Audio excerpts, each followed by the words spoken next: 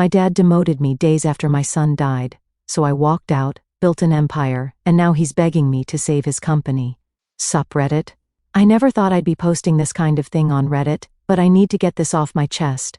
Maybe it'll help someone else who's dealing with a family that doesn't deserve the title. I'm 38, male, currently vice president of operations at Rivet Construction, one of the largest commercial builders in the Midwest.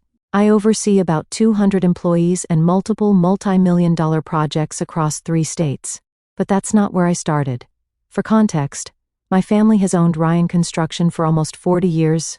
My dad, Gordon, 64, male, started it as a small residential contractor and built it into a mid-sized commercial outfit. The company's bread and butter is healthcare facilities, municipal buildings, and some high-end retail. Annual revenue was around $85 million when I was there. Growing up, I spent summers hauling lumber, cleaning job sites, and learning every aspect of the business. No special treatment. I started at the bottom, like any other kid. By 16, I was doing basic framing. By 19, I was running small crews. By 25, I was managing entire projects. I literally lived and breathed that company. 80-hour weeks were standard. I missed buddies' weddings, skipped vacations, canceled dates, all for Ryan Construction. My dad's management style was old school, yelling when things went wrong, rare praise when things went right. But he knew construction inside and out, and I respected that. The crews respected him too, even if they didn't particularly like him. He built that company through sheer force of will and an insane work ethic that I inherited. My younger brother, Chris, 35, male, was different. While I was waking up at 5 in the morning for job walks, he was sleeping until noon. When I was taking night classes in construction management, he was partying through a business degree Dad paid for. He was the golden child who never had to earn a damn thing. Chris would show up at job sites in pressed khakis and spotless boots, bark a few orders he'd heard Dad use, then disappear by lunchtime. The crews mocked him behind his back, but to his face, they nodded and said, "Yes, sir," because he was the boss's son. I covered for him constantly, fixed his mistakes, redid his estimates, smoothed things over with clients he'd pissed off. My mom, Isabel, was always caught in the middle. She'd make excuses for Chris while pushing me to understand. "Your brother's different than you." Translation, don't expect him to work as hard as you do. Mom worked as the company's office manager until the business grew enough to hire professionals. She still came in 3 days a week to help with the books, which mostly meant she kept tabs on everything for Dad. Despite the family drama, the company was my future. I was next in line to take over when Dad retired. Everyone knew it, the employees, the clients, the competitors, everyone except Chris, apparently. I met my wife Grace when we were both 27. She was an architect we hired for a medical office project. Smart as hell, didn't take any crap, and could hold her own with the roughest superintendent on my crew. Our first conversation was an argument over a design change that would have added $50,000 to the budget. She won, and I was impressed enough to ask her out. We got married a year later, and 2 years after that, our son Ethan was born. That kid, man, he was everything. Smart, funny as hell even at 6 years old, and had this way of looking at you that made you feel like the most important person in his world. I'd come home exhausted from 14-hour days, and the second I walked in, he'd sprint full speed and launch himself into my arms. Instant reset button. Ethan loved construction sites. I'd take him to the safer ones on weekends, and he'd strut around in his little hard hat and vest, inspecting everything. The guys would sneak him candy and let him sit in the equipment. By age 5, he could name every piece of heavy machinery and knew what it was for. He'd correct people if they called a backhoe an excavator. For the first time in my life, I started questioning whether the family business was worth the insane hours. I was missing t-ball games.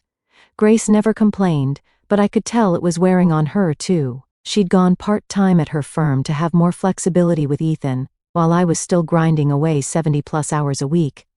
But I kept pushing because that's what was expected.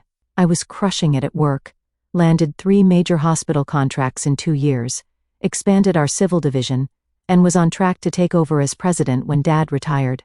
The company had grown to 150 employees under my management, with another 200 to 300 subcontractors on our projects at any given time. Then came that Wednesday in April, the day the trajectory of my entire life changed.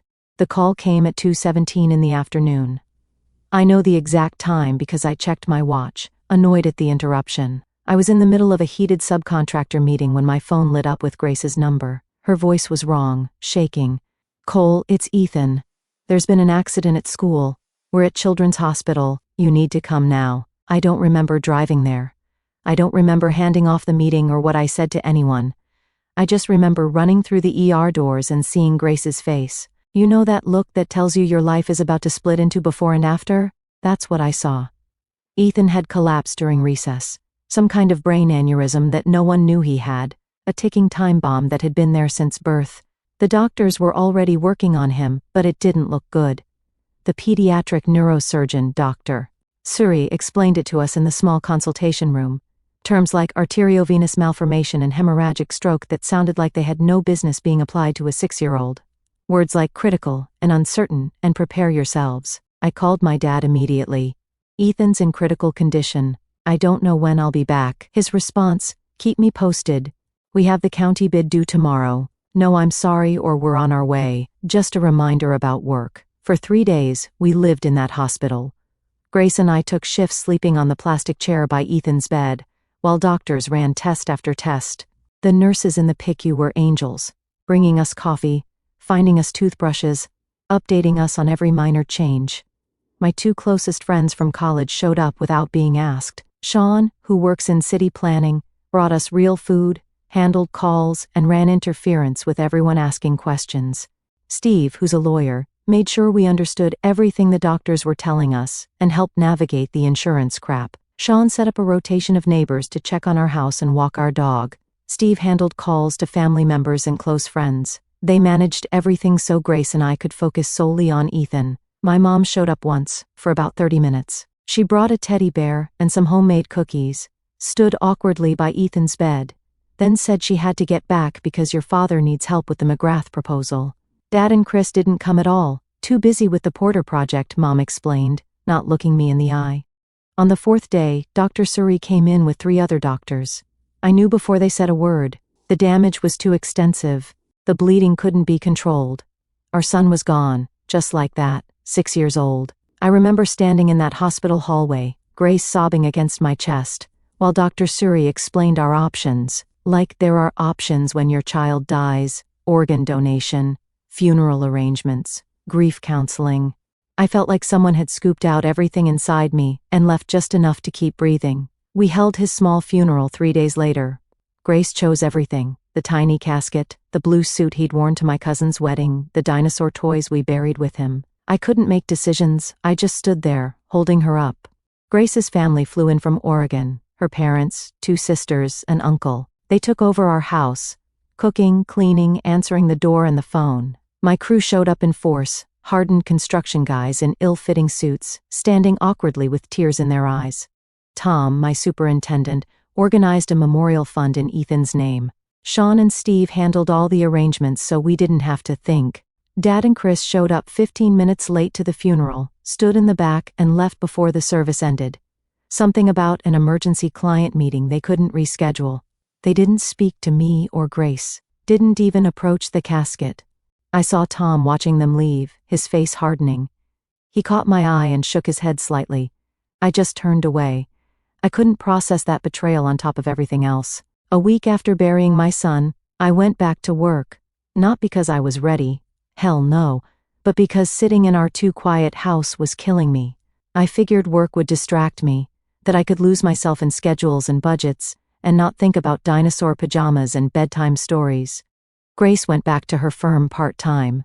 Her boss was incredibly understanding, letting her set her own hours and work from home. We were like ghosts passing in our own house, each trapped in our private grief. My team at Ryan Construction was solid, no sympathy cards or awkward conversations, just quiet nods, a hand on the shoulder, and picking up slack without being asked. Tom, my senior superintendent, had reorganized all my projects so the most urgent ones were handled, and the rest could wait. The guys on site were different with me, careful, watchful. They'd pull me aside to show me something or ask a question, giving me an excuse to focus on work problems instead of my life falling apart. I appreciated it more than they knew. Around 2 in the afternoon on my first day back, Dad's assistant called. "Gordon wants to see you in the conference room." When I walked in, Dad was sitting at the head of the table with Chris beside him. Brett Mason, our CFO, who'd been with the company since day one, sat opposite, looking uncomfortable. Nobody made eye contact. "Have a seat, Cole," Dad said, like this was any other meeting. "No, how are you holding up?" "Or sorry about Ethan. Just have a seat." I sat, waiting.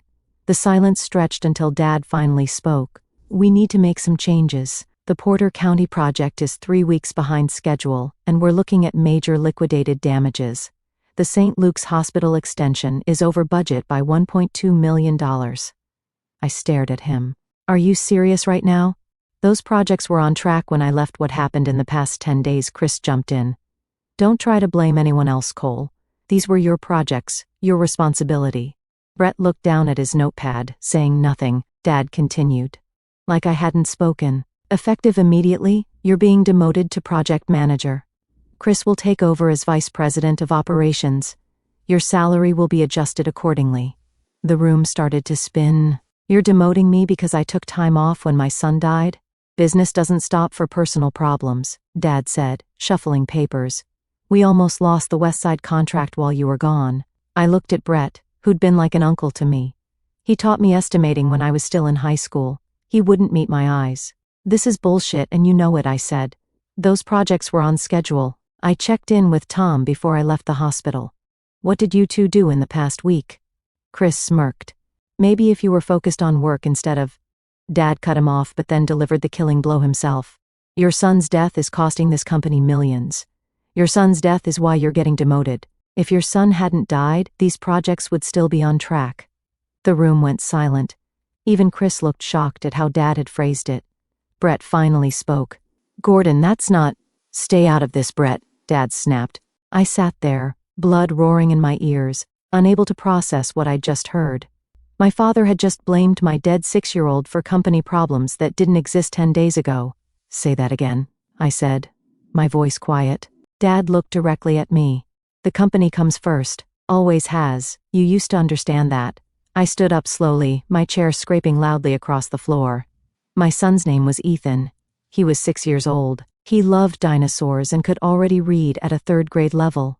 He died 4 days ago, and you couldn't even be bothered to stay through his entire funeral." I reached for my company badge and keys, setting them on the table with a finality that echoed in the quiet room. "You want to know something, Dad? I've given this company everything. Missed vacations, worked 80-hour weeks, sacrificed time with my family, with my son, for this place. And it turns out the company I've been killing myself for isn't worth a single day of my son's life." I walked out without looking back. As I packed up my office, Tom appeared in the doorway. "I heard," he said simply. "They're making a mistake." Within an hour, word had spread. One by one, people started stopping by. Jim from estimating, Raphael from field operations, even Diane from accounting. By the end of the day, 7 key people had resigned, including Tom and Brett. Not with big, dramatic speeches, just quiet, firm decisions that required no explanation. As I carried my box to the parking lot, Brett caught up with me. "This isn't right, Cole. Your father's making the biggest mistake of his life," and I told him so. "Those projects were fine. Chris messed with the schedules after you left, pushed deadlines up, reassigned crews, changed material orders." I wasn't surprised. "Why are you telling me this?" Brett looked at me, decades of loyalty warring with his sense of right and wrong. "Because I've watched you grow up in this company. Because I helped your dad build this place, and I can't be part of what it's becoming." That night, I sat in Ethan's room, holding his favorite T-Rex toy, and made myself a promise. I wasn't going to just walk away. I was going to rebuild and make them regret the day they used my son's death against me. The next morning, my phone started blowing up with calls and texts. News travels fast in the construction world, especially news this juicy.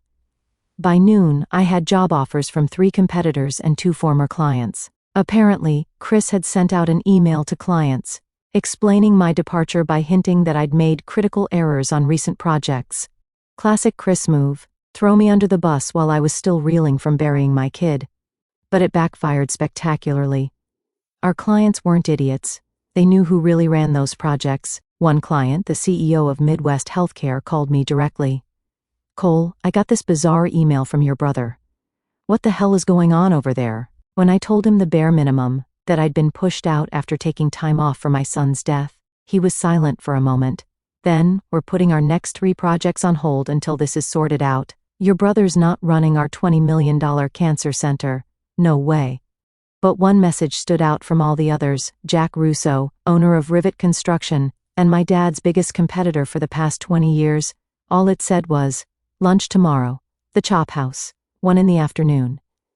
Jack and I had crossed paths at industry events but never really talked. My dad hated him with a passion, claimed Jack had stolen clients years ago when they were both starting out. The rivalry was legendary in local construction circles. I figured I had nothing to lose, so I went. Jack was already there when I arrived, tall, fit for a guy in his early 60s, salt and pepper haircut, military short. He stood to shake my hand, firm grip, direct eye contact. Thanks for coming, Cole. I heard what happened. Your old man's a real piece of work. We ordered, making small talk about industry gossip. Jack was surprisingly easy to talk to. Straightforward, no BS, with a dry sense of humor that reminded me of some of my site supervisors. He knew his stuff too, asked detailed questions about material cost trends and new structural systems. Finally, Jack got to the point. I want you to come work for me, VP of Operations, full autonomy, salary that beats what you were making by 35%. And I want your guys, the ones who walked out with you, all of them. I almost choked on my water. Why? You don't know me. Not really. Jack leaned forward. I know enough. I know you turned the St. Luke's project around after the last contractor screwed it up, which happened to be me, by the way. I know your crews don't quit because you treat them like humans, not machines. And I know talent when I see it. He slid a folder across the table. Inside was a contract, already drawn up, with terms better than I expected. Take a few days, think it over, but don't take too long. This industry moves fast. As I was leaving, Jack said one more thing. For what it's worth, I'm sorry about your son. I lost my daughter to cancer when she was 12. Different kind of hell, but still hell. I hadn't known that about him. It explained a lot. That night I got a surprise visitor. Brett showed up at my door. I've got something you should see, he said, pulling out a flash drive. Backed up before I left. Company policy, you know, regular backups. His slight smile told me there was nothing regular about this backup. It was financial records, emails, project documentation, evidence that Chris had deliberately sabotaged my projects after I took leave. He'd reassigned key personnel, delayed material deliveries, and made impossible promises to clients. Brett sighed. Your dad's been talking about retirement. Everyone assumed you'd take over, but Chris has been in his ear. This was their chance to push you out. They've been planning it for months, just needed the right opportunity. The emails went back 6 months. Chris complaining to Dad that I had too much control. Dad agreeing they needed to realign leadership. They'd been plotting to demote me long before Ethan died. I stored the flash drive in my safe. Not for revenge, for protection. If they tried to blame failures on me, I had proof. 3 days later, I called Jack and accepted his offer. With one condition. I wanted to build my own team from scratch. He agreed without hesitation. Within a month, I had moved into my new office at Rivet. The view was better, the coffee stronger, and the weight on my shoulders somehow lighter, despite everything. Grace noticed it too. She said it was the first time in years she'd seen me come home without that tight look around my eyes. Jack was true to his word, full autonomy, no micromanaging, resources when I needed them. My team, the 7 who'd walked out with me, slotted into their new roles like they'd been there for years. Tom took over field operations, implementing a new quality control system that cut our rework by 40%. Raphael, who'd been underutilized at Ryan, revolutionized our tech infrastructure. Jim from estimating brought his entire client database with him. Perfectly legal. He'd built those relationships himself. Brett didn't come with us, too old to start over, he claimed, but he consulted behind the scenes, helping us navigate the transition.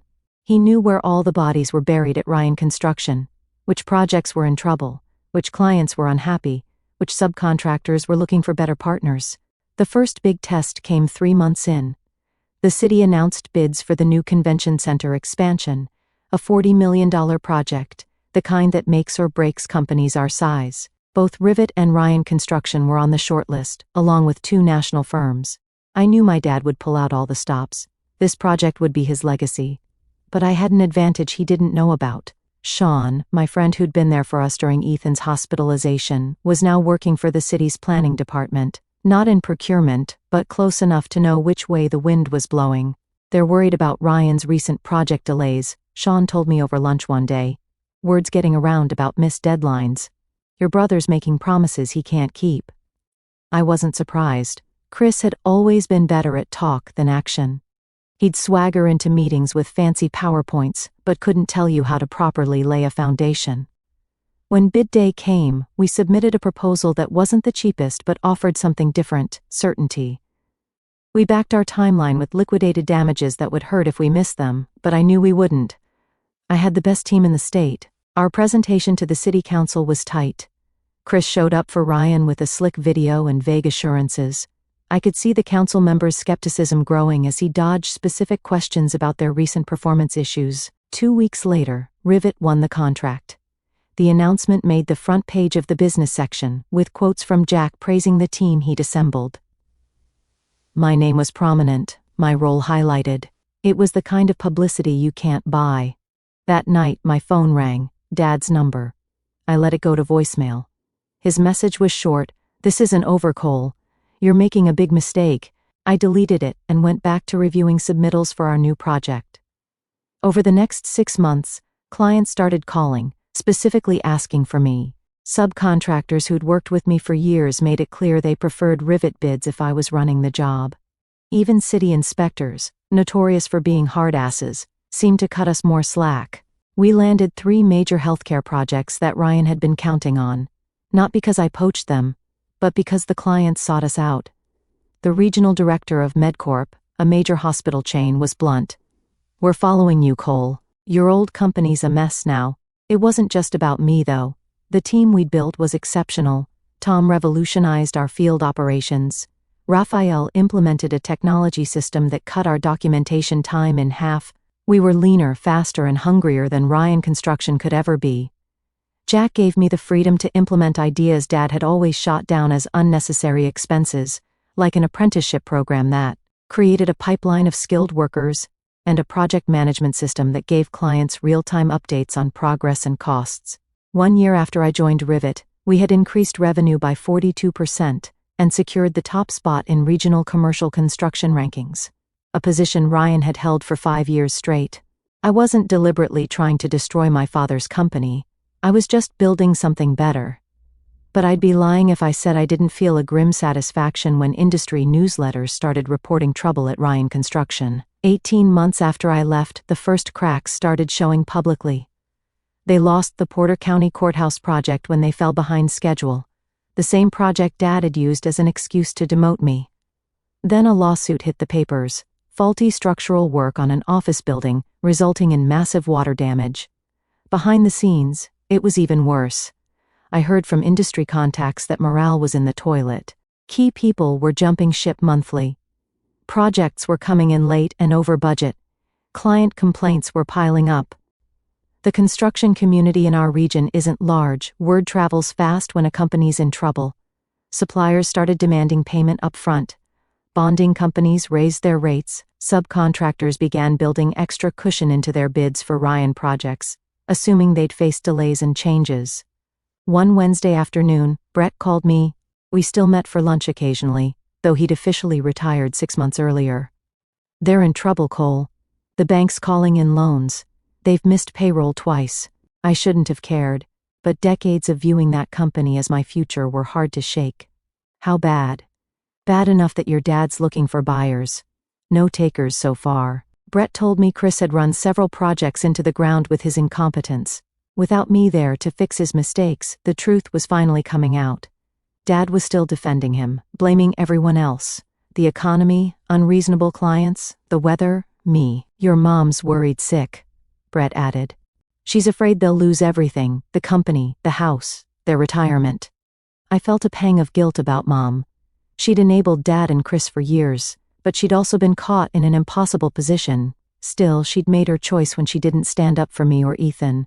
2 days later, my phone rang, Mom's number. I hesitated but picked up. "Cole," her voice was strained. "Your father needs to talk to you." "It's important." "I'm sure it is," I replied, "but I'm not interested." "Please, Cole. The company's about to go under. He needs your help. I laughed. Couldn't help it.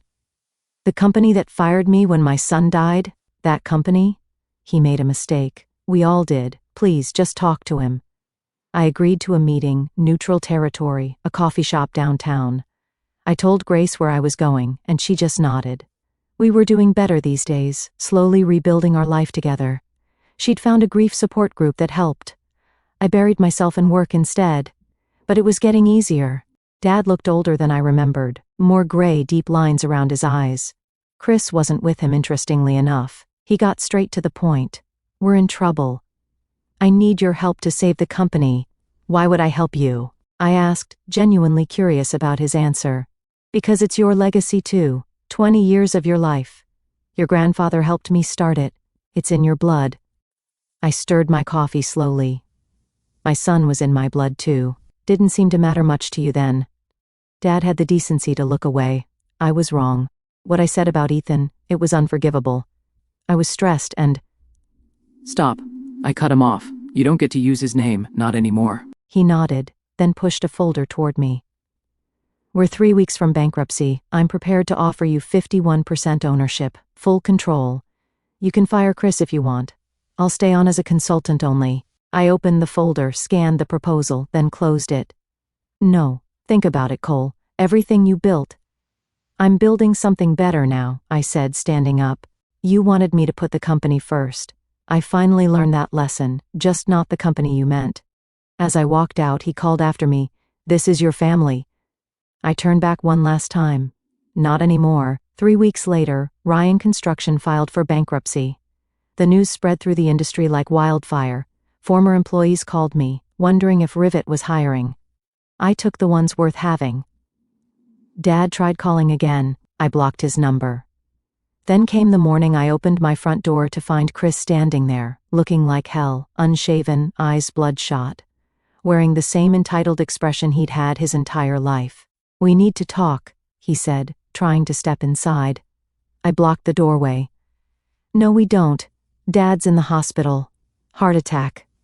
They say it's serious." Something cold settled in my stomach, but I kept my face neutral. "Sorry to hear that." "That's it? Your father might be dying, and that's all you have to say?" "What do you want from me, Chris?" He glanced around nervously, then lowered his voice. "I need money. The bankruptcy froze everything, and I've got some personal debts that can't wait." Of course, he wasn't here about Dad at all. Some things never change. "How much?" $80,000, he said like he was asking to borrow $20. I laughed. "Not happening. Come on, Cole. I know you're making bank at Rivet. This is nothing to you. You owe me for what exactly? Sabotaging my projects? Helping Dad push me out when my son died? That wasn't me. That was all Dad's idea. I have the emails, Chris. All of them." Brett backed everything up before he left. His face paled. "Look, I made some mistakes, but I've got people after me. Serious people. I need this money. Gambling debts again." It wasn't the first time. Dad had bailed him out twice that I knew of. "Get off my property, Chris. Dad gave you everything. You wouldn't be where you are without him." I stepped closer, my voice dropping. "Dad gave me a job. Ethan gave me perspective. And you and Dad together gave me the push I needed to build something better. So, in a way, I should thank you." Before he could respond, a car pulled into my driveway. Jack stepped out, looking surprised to see Chris. "Everything okay here, Cole?" he asked, walking up the path. Chris's eyes widened. "You're working with him now? Does Dad know?" "Jack's not just my boss, Chris. He's my business partner. We're launching a new development company next month. Residential construction, high-end market. This was news we'd planned to announce next week. Rivet Development, a joint venture between Jack, myself, and 2 other investors. My chance to build something with my name on it." "You smug bastard," Chris sputtered. "After everything Dad did for you." "I think you should leave," Jack said firmly. "Now." Chris looked between us, then stormed off, kicking my mailbox on his way out. Jack raised an eyebrow. "Charming family. You have no idea," I replied. Inside, Jack laid out the final plans for our new venture. We'd secured funding for a 150-unit luxury apartment complex, with options on 2 more parcels nearby. The city was eager to work with us, based on our track record with the convention center. "You know," Jack said as he was leaving. I had a similar falling out with my own father years ago. Not as dramatic as yours, but the same basic story. Old versus new, tradition versus progress. He thought I was betraying the family by wanting to update our methods. Your dad probably worked with him back in the day, Ed Russo. I nodded. The name was familiar. I didn't talk to him for 5 years. When we finally reconnected, he admitted I'd been right. Too late for the business, that was gone. But not too late for us. He clapped me on the shoulder. Just something to think about. 2 days later, Brett called to tell me Dad had been released from the hospital. The heart attack had been minor. He also mentioned that Chris had been fired from what remained of the company after he'd been caught stealing from the petty cash fund. Your dad's selling the house, Brett added. Downsizing to an apartment. Your mom's taking it hard. A week after that, I received a letter, formal Ryan Construction letterhead, Dad's signature at the bottom. It contained a legal release of all claims against me. An acknowledgement that project failures had been Chris's doing, not mine. And a formal written apology for the comments about Ethan. At the bottom, a handwritten note. I'll regret what I said and did until my dying day. Not asking for forgiveness, just wanted you to know. I showed it to Grace that night. She read it carefully, then asked, "What are you going to do?" "Nothing," I said. "It's too late." The next morning was Ethan's birthday. He would have been 8. Grace and I took the day off, visited his grave, then spent the afternoon at the Children's Hospital, finalizing details for the Ethan Reynolds Memorial Fund we'd established. The fund would help families with children facing medical emergencies, covering bills, providing meals, even hotel rooms for parents who needed to stay close to their kids. It was the most meaningful thing we'd done since losing him. The hospital admin had been incredibly supportive, helping us structure it properly and connecting us with their existing family support services. As we left the hospital, my phone rang. Unknown number. "Mr. Reynolds, this is Meredith from County General.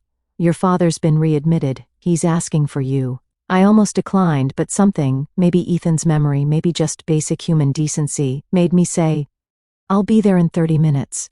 I told Grace, who squeezed my hand and said she'd come along if I wanted. I told her to go home and rest. This was something I needed to do alone. The hospital was on the other side of town. I used the drive to remind myself that I wasn't doing this for Dad or for my old life. I was doing it to close a chapter properly on my terms. Dad was alone in the room when I arrived. No Chris, no Mom, just monitors beeping, and an old man looking even older than he had a few weeks ago. Thinner, diminished. For a second, I saw him as he must have looked to others. Not the towering figure of my childhood, but just a man who'd made terrible mistakes. He seemed surprised when I walked in. "You came." I stood at the foot of his bed. "What do you want?" "Sit down, please." I took the chair beside the bed, keeping distance between us. "The doctors say I need bypass surgery," he said, "scheduled for tomorrow morning." I nodded, waiting. I wasn't going to make this easy for him. "I know it's too late," he continued. "What I said about Ethan, there's no taking that back." For the first time, he seemed genuinely remorseful, not just sorry for himself or the situation he'd created. "I've spent my life building something I thought was important," he said slowly. "Turns out, I was destroying the only things that actually mattered." I didn't fill the silence. This was his moment to speak, not mine. The monitors beeped steadily, marking time between us.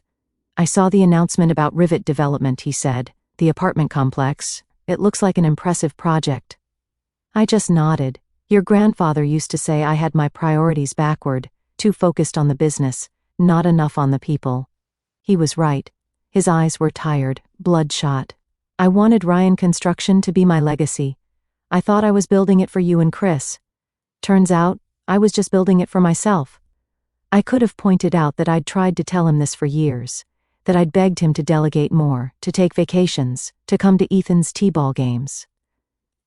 But what was the point now? "I'm not asking for your forgiveness or your help," he said finally. "I just wanted to look you in the eye and tell you I was wrong about everything, and to say I'm proud of what you've built. You've done it the right way." I studied him for a long moment. "Is that all?"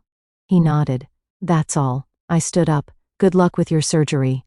At the door I paused. "I'll have someone check in with your doctors tomorrow. Let me know how it went." It wasn't forgiveness. It wasn't reconciliation. But it was the most I could offer right then. Walking out of that hospital, I felt lighter somehow. Not because things were fixed, they weren't and probably never would be, but because I'd faced him on my terms, without anger clouding my judgment.